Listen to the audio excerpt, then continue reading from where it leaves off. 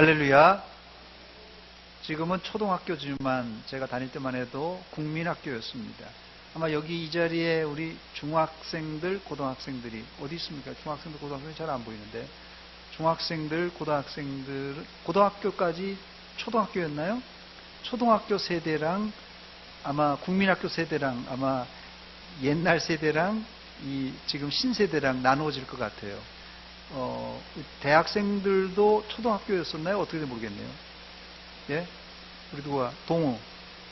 초등학교였어요? 국민학교였어요? 초등학교. 아, 여기 대학생도, 군대 갔다 온 대학생도 초등학교라니까 이 지금 신세대하고 구세대는 초등학교를 다녔는가, 국민학교를 다녔는가, 이렇게 나눠질 수 있을 것 같습니다. 어쨌든 초등학교가 됐든 국민학교가 됐든 공부하던 시절을 생각하면 지금도 아쉬움이 많습니다. 예. 더 열심히 공부할 걸. 아마 우리 어른들도 내가 국민학교 다닐 때, 중학교 다닐 때 좀 더 열심히 공부할 걸 하는 그런 아쉬움이 있습니다. 그때 공부하는 방식이 거의 다가 암기식 공부 방법입니다. 당시 우리 반에 1등 하는 애한테 야, 너는 어떻게 매번 100점 맞고 어떻게 1등 하느냐 했더니 그 친구는 아예 교과서를 달달달달달달달 외우고 또 선생님께서 칠판에다가 판서한 이 모든 걸 다 암기하는 친구예요. 암기력이 아주 뛰어났습니다. 그래서 시험 볼 때마다 이 친구는 100점 맞았고 또 1등을 했어요. 참 부럽더라고요. 잘 암송할 수 있는 그 능력이. 그때는 참 암기하는 것들이 참 많았습니다. 지금도 많은지 모르겠는데 뭐 국기에 대한 맹세, 또 뭐 국민교육헌장, 또 애국가는 뭐 4절까지 암송해서 불러야 되고, 중학교 때인가요? 제 기억에 1절부터 4절까지 아예 그냥 시험 문제를 냈어요. 그걸 쓰느라고 아주 그냥 뭐 참 힘들었는데, 우리 중학생들, 고등학생들 혹시 애국가 1절부터 4절까지 외워서 쓸 수 있는 사람 있습니까? 지금 그런 거 시험에 내요? 우리 중학교 선생님, 고등학교 선생님들 계실 것 같은데. 지금도 중등교육에 애국가 1절부터 4절까지 써서 이렇게 시험 보는 학교가 있는지 모르겠어요. 학교마다 좀 다를 수도 있는데. 예. 우리 중학생들 다 죽었나요? 뭐 간식 준다 그러면 그냥 막 와 할 텐데 지금 뭘 물어보니까 지금 다 숨어버렸습니다. 뭐 그때는 뭐 애국가 4절까지 암송해서 불러야 되고, 국어 시간에는 또 뭐 문학 소년 소녀 돼야 된다고 그래서 시를 또 암송하라고 그러지요. 국사 시간에는 조선시대 왕들 뭐 태종, 태세, 문단세 하면서 이것도 다 암기해야 되죠. 산수 시간, 수학 시간에는 구구단 또 수학 공식들 암송해야 됩니다. 그런데 암기는 거기서 끝나지 않고, 제가 중학교 때 교회를 다녔거든요. 교회를 다니면서 암기는 계속되었습니다. 교회에 오니까 이놈의 교회 외우라는 게 얼마나 많은지, 주기도문 외워야 된다고 그러죠. 사도신경 하라고 그러죠. 거기다가 또 우리는 또 10계명까지 또 10계명 다 외우라고 하고, 그것뿐입니까? 성경 구절을 저희 교회는 아주 매주 암송을 시켰습니다. 아예 교회 학교 선생님이 분반 공부를 할 때 지난주에 배웠던 요절 있잖아요. 그걸 요절을 암송해야 분반 공부가 시작될 정도로 암송을 강조했습니다. 요즘 이 중학교, 고등학교에 어떤 걸 암기하는지 몰라요. 뭐 초등학교 2학년 때, 지금 아까 제가 일부 예배 때 초등학교 선생님한테 물어보니까 초등학교 2학년 때 구구단을 암기를 한다고 그러더라고요. 뭐 구구단 정도는 뭐 다 끝났습니다만은 아마 애국가 4절 아까 말씀드린 대로 이거 암기하는 게 쉽지가 않습니다. 뭐 그 외에도 요즘 중학생들, 고등학생들이 공부하는데 암기할 것이 상당히 많아요. 그런데 요즘 아이들은 암기할 것이 더 많아진 것 같아요. 뭐 예를 들어서 뭐 방탄소년의 몇 명이죠? 방탄소년이? 모르세요? 방탄소년 몰라요? 전혀 분위기가 썰렁하네요. 방탄소년 하면 와 해야 될 텐데. 방탄소년 몇 명이에요? 7명. 딩동댕. 예. 저도 아까 알았습니다. 7명이라고 하더라고요. 초등학교 6학년이 제일 잘더라고요. 그래서 제가 초등학교 6학년 때 방탄소년 7명 아이들 이름 다 아냐 그랬더니 다 알고 있대요. 뭐 여기는 이제 방탄소년이 뭘 하는 건지, 뭐 방탄을 하는 건지, 싸움하는 애들인지 모르는데. 또 그러면 우리 남학생들이 가만히 있는 거 보니까 레드벨벳이라고 아세요 혹시? 예. 웃음을 짓는 분들이 조금 젊은 분들은 또 웃음을 좀 짓네요. 레드벨벳 하니까. 예. 우리 나이 드신 분들은 모르면서도 웃음 줘도 괜찮습니다. 예. 레드벨벳은 몇 명입니까? 5명이요? 아, 5명. 예. 몇 명인지 몰랐어요, 전. 이름 다 알죠?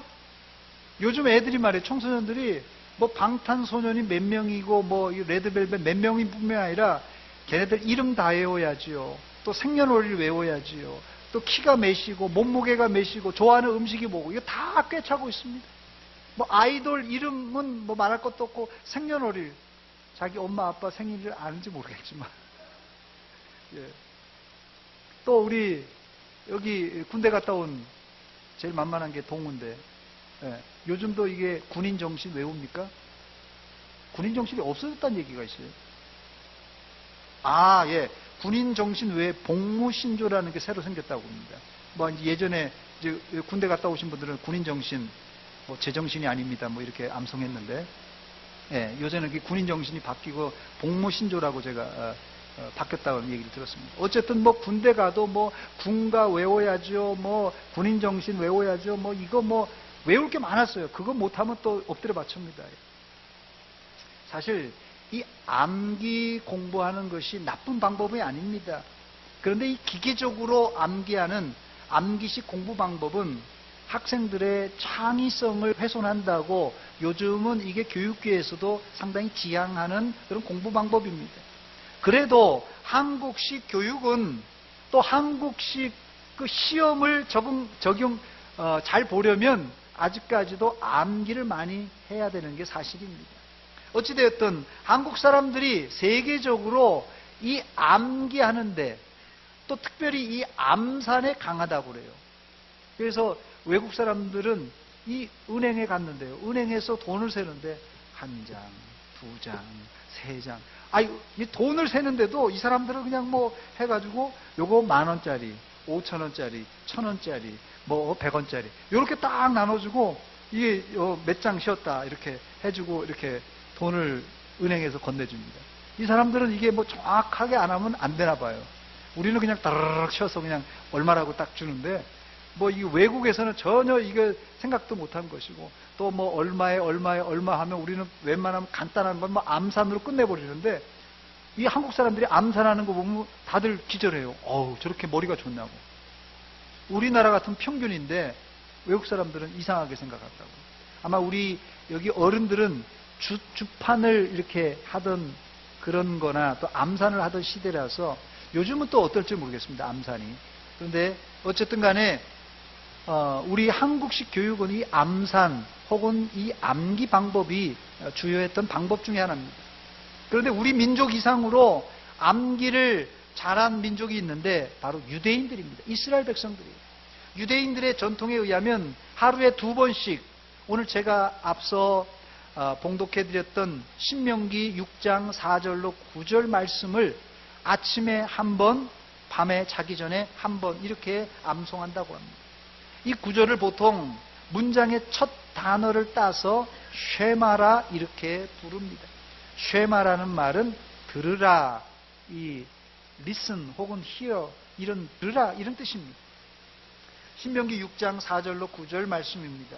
이스라엘아 들으라. 우리 하나님 여호와는 오직 유일한 여호와이시니 너는 마음을 다하고 뜻을 다하고 힘을 다하여 내 하나님 여호와를 사랑하라. 오늘 내가 내게 명하는 이 말씀을 너는 마음에 새기고 내 자녀에게 부지런히 가르치며 집에 앉았을 때든지 길을 갈 때든지 누워 있을 때에든지 일어날 때에든지 이 말씀을 강론할 것이며, 또 너는 또 그것을 내 손목에 매어 기호를 삼으며 내 미간에 붙여 표로 삼고 또 내 집 문설주와 박단문에 기록할지니라. 이렇게 말씀했습니다. 이것을 유대인들은 아침에 일어나자마자 한 번, 저녁에 자기 전에 한 번 암송하고 잔다고 합니다. 그 이유가 있는데요. 제가 지금 읽어드린 7절 말씀에 그 이유가 있는데, 누워 있을 때든지 일어날 때든지, 요 누워 있을 때든지 일어날 때든지를 문자적으로 해석해서 실천에 옮기는 것입니다. 우리말 성경엔 이스라엘아 들으라 이렇게 되어 있지만 히브리 어수는 정반대입니다. 들으라 이스라엘로 되어 있습니다. 그래서 이것을 보통 쉐마 이스라엘 이렇게 부릅니다. 저를 한번 따라서 하시기 바랍니다. 쉐마 이스라엘. 이스라엘에게 이 쉐마가 중요한 이유는 성경이라서 중요하기도 하지만, 역사적으로 주후 2세기 시대에 이 랍비였던 이 아키바라는 랍비가 있었습니다.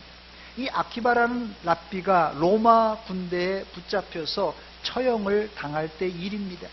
그때 이 랍비 아키바는 극심한 고문 끝에 이제 죽기 직전에 숨을 길게 내쉬면서 이 쉐마를 암송했다는 일화가 있습니다. 그 이후 죽음 직전에 이스라엘 백성들은 이 쉐마를 암송하는 습관이 생겼다고 합니다.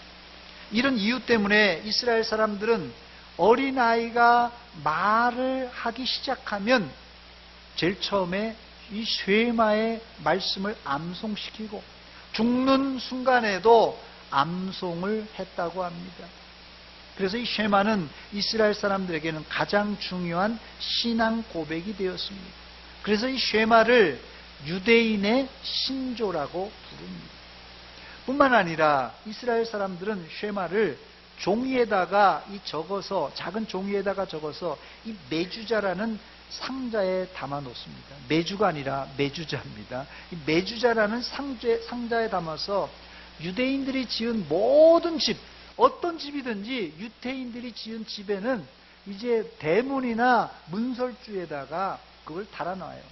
이 메주자는 사람이 이 팔을 뻗으면 닿을 수 있을 이렇게 얕은 부분에다가 달아놓고, 유대인들은 그걸 보면서 들어오고 나갈 때 그 메주자에다가 입을 맞추고 또 기도를 한다고 합니다. 제가 메주자 사진을 준비했는데 한번 보여주시기 바랍니다. 3장입니다. 첫 번째, 저게 유대인들이 지은 집 옆에 이렇게 약간 비스듬하게 있죠? 저기 메주자라는 것이에요. 또 다른 사진 보여주세요. 네, 저기는 옆에 하얗게 저기 메주자가 붙어 있습니다. 또 하나 보여주세요. 저건 공공 건물인 것 같은데 저건 좀 큽니다. 건물 규모에 따라서 좀 커요. 그 안에 보니까 이 두루마리처럼 말씀이 기록되어 있습니다. 또 이 쉐마가 적힌 종이를 작은 상자에 담아서 사람의 이마, 이 미간과 손목에 혹은 이 팔등에다가 부착하는데, 이것을 보통 경문 혹은 테필린이라 이렇게 부릅니다. 이 경문과 테필린 사진을 제가 준비했습니다. 한번 보여주시기 바랍니다. 경문과 테필린. 자, 저 머리 이마에다가 이 경문 테필린을 부착을 했고요. 또 팔에다가 여기 팔뚝 여기 보시면 여기에다가도 부착을 했습니다. 저걸 이 쉘롯이라 이렇게 부릅니다. 쉘롯이. 미간에 붙어 있는 작은 상자를 쉘롯이라고 합니다. 상자 안에는 열어보면은 칸이 4칸이 되어 있어요. 그 이유는 4가지 성경 구절이 거기 안에 담겨져 있어요. 조그맣게 깨알같이 써가지고 히브리어로 거기에 담겨져 있습니다. 테플린 이 박스를 한번 보여주시기 바랍니다. 박스만 사진 보여주세요. 그 다음 사진. 예. 저게 이제 풀어놓으면 저렇게 되는 거예요. 아까 이마에다 쓴 걸 이렇게 끈으로 묶어서 저렇게 박스가 되어 있습니다. 저기 안에 박스가 4부분으로 되어 있는데, 자세히 보면 4부분으로 되어 있는데요. 거기에 출애굽기 13장 1절과 10절, 또 출애굽기 13장 11절로 17절, 또 오늘 본문 말씀인 신명기 6장 4절로 9절, 또 신명기 11장 13절로 21절 저 네 구절이 이렇게 조그맣게 메모로 돼 있어가지고 거기에 담겨져 있습니다. 그런데 이것을 왜 이마에다가 붙이고 다녀야 된다고요? 오늘 말씀에 그런 구절이 있죠.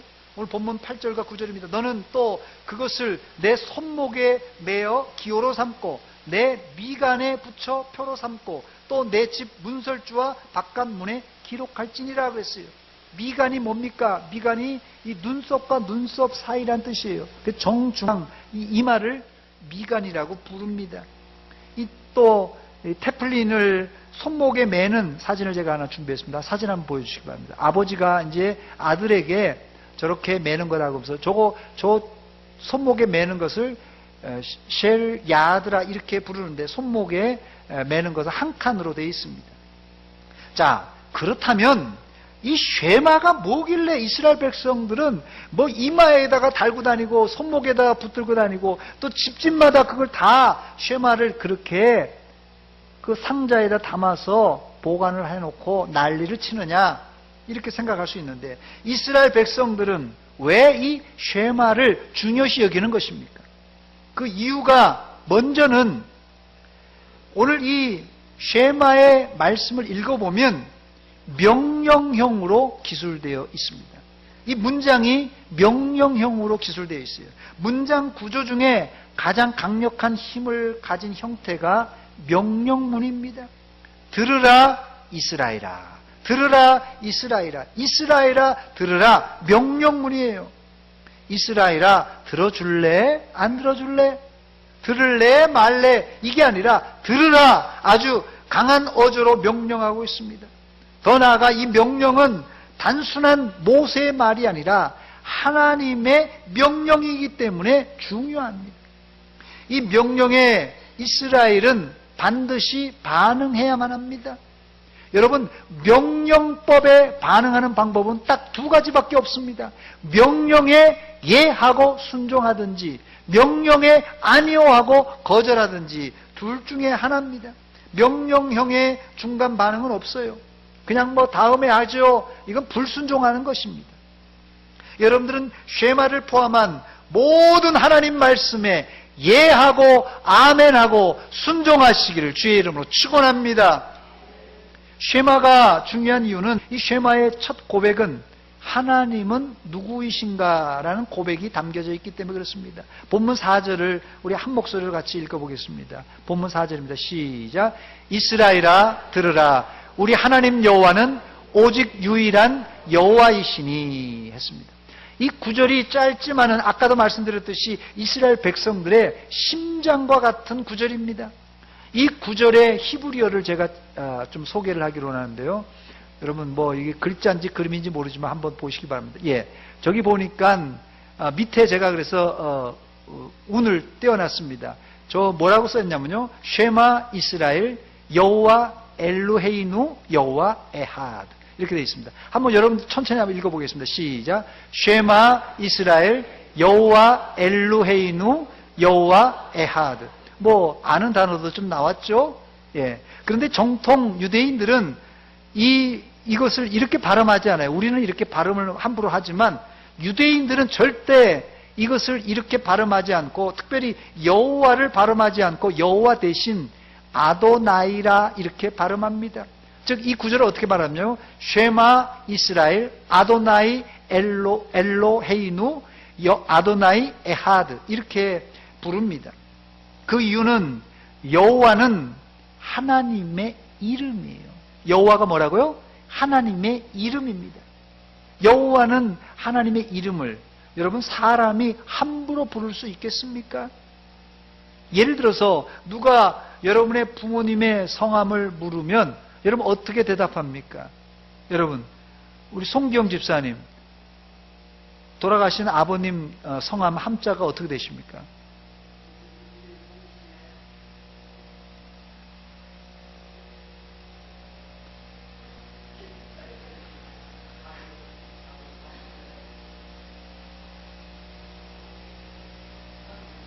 예.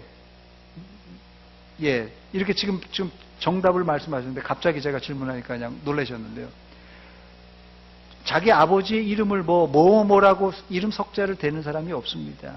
그래서 제가 아까 초등학교 6학년한테 너희 아버지 성함이 어떻게 되시냐 하니까 한 애는 그냥 쭉 얘기했는데요. 또 한 애는 일어나더니 저희 아버님 이름은 무슨 자이십니다. 이렇게 아주 잘 배웠더라고요.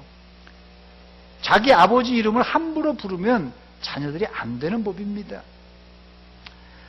그래서 한자 한자 끊어서 이야기하는 것이에요. 자식이 아버지 이름을 함부로 부르면 안 됩니다. 이게 우리 문화고 전통이고 실제로는 또 그렇습니다. 그래서 하나님의 이름도 여호와지만 여호와라고 함부로 부를 수 없어서 유대인들은 여호와 대신 그 대신에서 아도나이, 이 주님이라는 뜻인데요. 아도나이라는 단어로 대치해서 부르는 것이에요. 그래서 쉐마 이스라엘 여호와가 아니라 쉐마 이스라엘 아도나이 엘로헤이누 아도나이 에하드 이렇게 말하는 것입니다. 이게 이스라엘아 들으라. 우리 하나님 여호와는 오직 유일한 여호와시다 이런 뜻입니다. 이 고백에서 우리는 하나님은 누구이고 어떤 분인가를 우리가 알 수 있는데 이 고백에서 하나님은 누구이십니까? 하나님은 누구인가? 우리 최소한 하나님이 누군가는 모르지만 하나님의 이름을 알았습니다. 하나님의 이름이 바로 여호와입니다. 한국식으로 하자면 여자, 호자, 와자 이렇게 말해야 되지만 유대인들은 이렇게 부르지 않고 뭐라고 부른다고요? 아도나이 이렇게 부릅니다. 그렇다면 여호와라는 이름이 뜻하는 것이 무엇입니까? 아까도 지금 우리 송 집사님이 아버님의 이 조함을 말씀하시면서 무슨 자 하면서 한문 풀이까지 해주셨어요. 우리 대한민국에 있는 사람들, 물론 요새는 어린아이들이 한문으로 이름을 안 지는 아이들도 있습니다만 설령 한문 이름이 없는 아이들도 그 이름의 뜻이 있습니다. 부모님이 혹은 할아버지 할머니가 그 이름을 지어줄 때 그 무슨 의미를 가지고 지어준 거예요. 그냥 아무것도 없이 그냥 지어주지 않지 않습니까? 예전에는 진짜 개똥이라고 그러고 무슨 이렇게 이름을 아주 천박하게 지었다는데 저는 왜 저렇게 이름을 지었나 했더니 그것도 의미가 있더라고요. 어린아이들이 예전에 유아 사망률이 심했지 않습니까? 그러니까 이름을 아주 고귀한 이름을 지어놓으면 이게 예전에 귀신이 데려간대요. 그래서 아주 개똥이나 아주 하찮은 이름을 해놔야지 귀신이 안 데려간다고 그래서 아주 이름을 아주 하찮게 지었다고 그럽니다. 그러니까 이런 이름조차도 의미가 있다는 것이에요. 하나님의 이름, 이게 뭐라고요? 여호와인데 그 이름의 뜻이 무엇입니까? 하나님은 스스로 있는 자. 그래서 이게 자존자라 이렇게 우리 한문으로 유식하게는 좀 자존자, 스스로 존재하시는 분, 스스로 있는 자라는 뜻입니다. 자, 그렇다면 이 스스로 있는 자, 자존자라는 뜻이 무슨 뜻입니까? 이게 바로 하나님은 전능하신 하나님이다. 하나님은 창조주 하나님이라는 뜻이에요. 이게 스스로 있는 자, 자존자라는 말이 왜 창조주 또 전능자가 되었는가? 그 뜻을 제가 설명드리자면 여러분, 여기 나이 드신 분이나 어린 우리 중학생, 고등학생들이라도 여러분 어디서 출생했습니까? 모두 다 어머니 뱃속에서 나왔어요. 안 그래요? 다 이게 나이를 많든 적든 다 어머니 뱃속에서 나왔어요. 그런데 하나님은 어떻게 창조되셨다고요? 창조된 게 아니라 스스로 존재하시는 분, 자존자, 스스로 계시는 분이라고 말했습니다. 즉 하나님은 부모 없이 스스로 존재하는 신이십니다. 그래서 창조주이시고 전능하신 하나님이 되시는 것이에요. 이게 좀 어렵지 않습니까? 좀 어려우니까 하나님은 모세에게 이 자존자라는 것을 쉽게 설명해 줍니다. 나는 아브라함과 이삭과 야곱의 하나님. 이 말이 무슨 말이냐면 너희 조상들이 믿었던 하나님이다. 이렇게 말씀해 주셨습니다. 이렇게 말하니까 모세도 또 이스라엘 백성들도 쉽게 이해가 되었어요. 우리 5대째, 6대째 할아버지가 믿었던 하나님, 그 하나님이 다시 우리를 찾아와셨구나.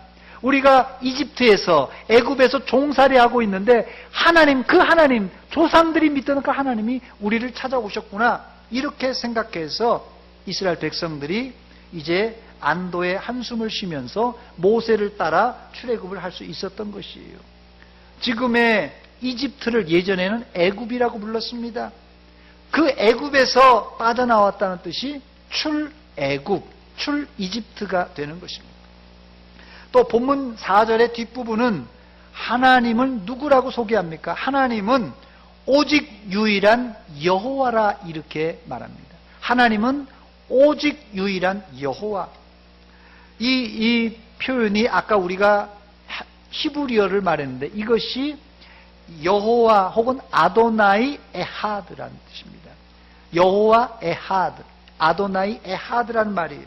이 말이 무슨 뜻이라고요? 오직 유일한 여호와라는 뜻이에요. 이 말이 중요한 이유는 당시 이스라엘이 출애굽할 때 이집트에는 엄청나게 많은 우상들이 존재했습니다. 그들은 하늘의 해와 달은 물론이거니와 이 나일강의 개구리와 하늘에 날아다니는 파리조차도 신으로 섬겼던 그런 민족입니다. 그렇기 때문에 이스라엘 백성들도 이 이집트에서, 애굽에서 430년 동안이나 종살이를 했기 때문에 이들 마음속에서도 이 이집트의 문화, 애굽의 문화가 많이 젖어 있었어요. 그래서 그들 마음속에도 하나님을 해신, 달신, 개구리신, 파리신, 그 중에 한 신으로 착각할까봐 하나님 특별히 자신을 유일신 하나님, 한 분 하나님이라고 소개했던 것입니다. 그런데 여기서 말하는 이 한 분이라는 뜻은 우리가 생각하는 숫자 하나라는 의미도 있지만 유일이라는 표현이 더 적절한 표현입니다. 왜냐하면 하나님은 여러 잡신들과 대조되는 유일한 참신이기 때문에 그렇습니다. 또 하나님은 삼위일체로 계시기 때문에 한 하나님보다는 유일한 하나님이 더 좋은 표현입니다.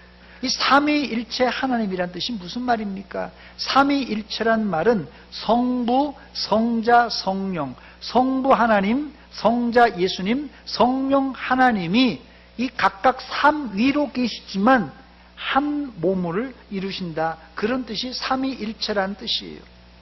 하나님이 성부, 성자, 성령 삼위로 계시니까 하나님은 그러면 세 분인가 이렇게 생각하는 사람이 있을지 모르겠는데, 하나님이 세 분이라고 말하는 사람은 삼실론 이단에 빠진 사람입니다. 반대로 하나님은 성부, 성자, 성령 삼위로 계시지만 삼위일체 한 몸이라고 말했으니까, 한 분이니까 하나님은 한 분인가 보다 이렇게 생각하면 일신론 이단에 빠질 수 있습니다. 우리가 삼실론과 일신론 이단에 빠지지 않기 위해서는 정통 삼위일체 교리를 설명할 수 있어야 되는데요. 오늘 본문에 이 에하드라는 단어가 그 중요한 설명할 수 있는 길입니다. 이 에하드는 아까 말씀드린 대로 숫자 1, 하나라는 뜻도 있지만 이 에하드라는 말은 무슨 뜻이냐면요, 연합과 통일을 강조하는 복합 단수형 부사입니다.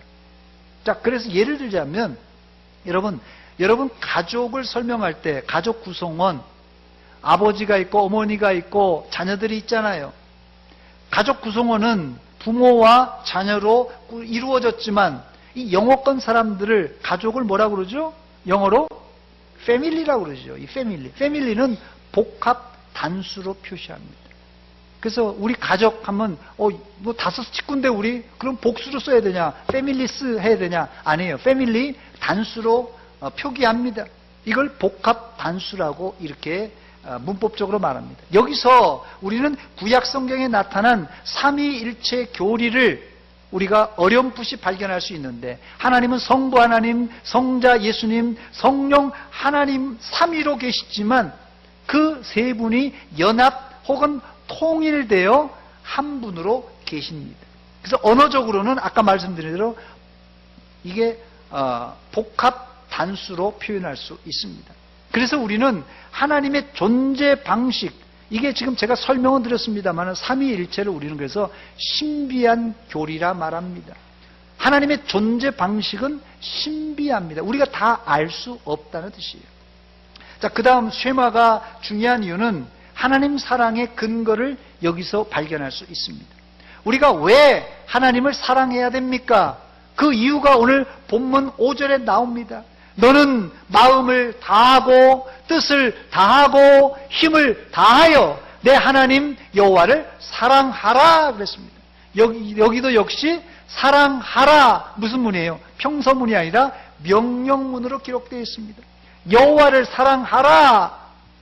여호와를 사랑할래 말래 이게 아닙니다. 사랑하라 명령했어요. 즉 쉐마는 하나님이 누구인가를 발견하고 또 그 하나님을 사랑하는 것으로 마치고 있습니다. 저를 한번 따라서 하시기 바랍니다. 하나님을 알고 하나님을 사랑합시다. 그렇습니다. 우리가 하나님이 정확하게 누구인지를 알아야 돼요. 알아야 면장을 하죠. 그리고 그 안 하나님을 뜨겁게 사랑해야 됩니다. 방금 우리가 누구라고 하나님을 배웠습니까? 제가 좀 복잡하게 설명했습니다만은 오늘 이 구절을 우리가 알고 있으면 돼요. 우리 하나님 여호와는 오직 유일한 여호와십니다. 오직 하나님 여호와는 오직 유일한 여호와십니다. 하나님이십니다. 이 고백이에요. 또 하나님은 자존자 스스로 계시고 또 아브람, 이삭, 야곱 이 조상의 하나님이시며 세상 천지의 유일한 전능하신 삼위일체 하나님이십니다. 이 하나님을 어쩌라고요? 사랑하라 말씀하십니다. 문제는 사랑하는 방법이 문제인데 하나님을 얼마만큼 여러분 사랑해야 되는 것입니까? 하나님을 얼마만큼 사랑해야 된다고요? 제가 일부 예배 때 어린아이들에게 이렇게 말했습니다. 하늘만큼 땅만큼. 어린아이들에게 하늘만큼 땅만큼은 아주 최고로 사랑하라는 말입니다. 그렇습니다. 하나님을 우리가 하늘만큼 땅만큼 사랑해야 됩니다. 그것을 오늘 성경 말씀은 뭐라고 그랬다고요? 마음을 다하고 뜻을 다하고 힘을 다하여 사랑하라고 말씀했어요. 이 구절을 예수님께서는 신약 성경에 인용하면서 목숨까지 다하여서 하나님을 사랑하라고 덧붙였어요. 이 계명을 예수님은 성경에 기록된 첫 번째, 제일 중요한 첫 번째 계명이라고 말씀하셨어요. 또 이 계명을 지킬 때 너희가 죽지 않고 살리라 이렇게 말씀하셨어요. 이제 이 쉐마가 얼마나 중요한지 여러분 아시겠습니까?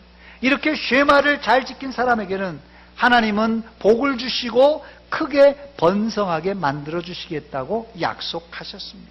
이제 말씀을 마칩니다. 쉐마 이스라엘은 과거와 현재까지 이스라엘에게 유대인들에게 가장 중요한 계명입니다. 즉 이 계명은 오늘날 우리에게도 제일 중요한 계명이 되는 이유는 이 쉐마의 내용에 있어요. 쉐마의 내용이 크게 두 가지로 뭐라고요? 하나님이 누구인가에 대한 내용이 거기에 나와 있고 또한 하나님, 그 하나님을 사랑하라는 계명이 거기 담겨져 있습니다. 여러분들은 쉐마를 통하여서 하나님이 누구인가를 확실히 아시기 바랍니다. 하나님은 유일무이한 한 분이신 이 우리의 전능하신 창조주 하나님이십니다.